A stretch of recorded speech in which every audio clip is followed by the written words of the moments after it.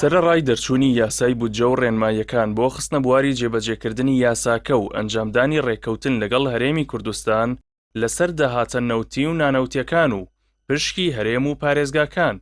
هێشتا ناکۆکیەکانی نێوان هەرێم و ناوەند لەسەر ناردنی بەشە بودجەی هەرێم بەردەوامیان هەیە و یەکێک لە پاساوەکانی عێراقیش بۆ نەناردنی پشکی هەرێم ڕادەستکردنەوەی تەواوی داهاتە نانەوتیەکانی هەرێمە. لە یاسای بەڕێوەبردننی داراییدا هاتووە کە داهاتەکانی گومرگ و خاڵە سنووریەکان داهاتێکی نیشتیمانین و دەبێت لە 150 ئەو داهاتانە بۆ ناوەند و ئەوی دیکەی بۆ پارێزگاکان خرج بکرێت کە سەرچاوەی داهاتەکەن. حکوومەتی ماوە بەسەرچووی هەرێم گرفتەکانی لەگەڵ بەغداد لە دوو خاڵدا کۆ کردوێتەوە کە یەکەمیان ڕادەستکردنی تەنها نیوەی داهاتەکانە بە حکوومەتی ناوەند و نیوەی لای خۆی گل بداتەوە. لە بەرانبەردا حکوومەتی ناوەند ڕایگەیاندووە دەبێت تەواوی داهاتەکان ڕەوانەی ناوەند بکرێن و دوای ئەنجامدانی وردبینی نیوەی داهاتەکە بۆ پارێزگاکان بگەڕێتەوە. خاڵێکی دیکەی ناکۆکیەکانی نێوان هەرێم و بەغدا ئەوەیە حکوومەتی ماوە بەسەرچووی هەرێم ڕایگەیاندووە مامەڵەی ڕاستەوخۆی حکوومەتی ناوەند لەگەڵ پارێزگاکانی هەرێم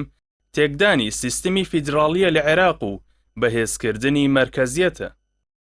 وێڕای ئەوەی حکوومەتی ماوە بەسەرچوو ئامادەیی خۆی بۆ جێبەجێکردنی سەرجەم داواکاریەکانی عێراق ڕاگەیاندووە، بەڵام پێشەوە هەورامانی وتەبێژی حکوومەتی ماوە بەسەرچووی هەرێم ڕایگەیاندووە لە ئەگەری جێبەجێکردنی سەرجەم داواکاریەکانی عێراقیش لەلایەن هەرێمەوە دیسان ناوەند داواکاری زیاتر لە هەرێم دەکات بۆ ناردنی بەشە بودجە و موچەی هەرێم.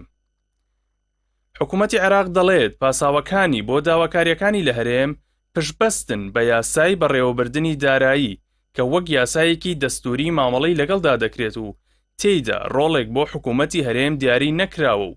بە مامەڵەکردن لەگەڵ پارێزگاکان جموجۆڵی دارایی لە دەست وەزیری دارایی دەبێت. على مقترح اللجنة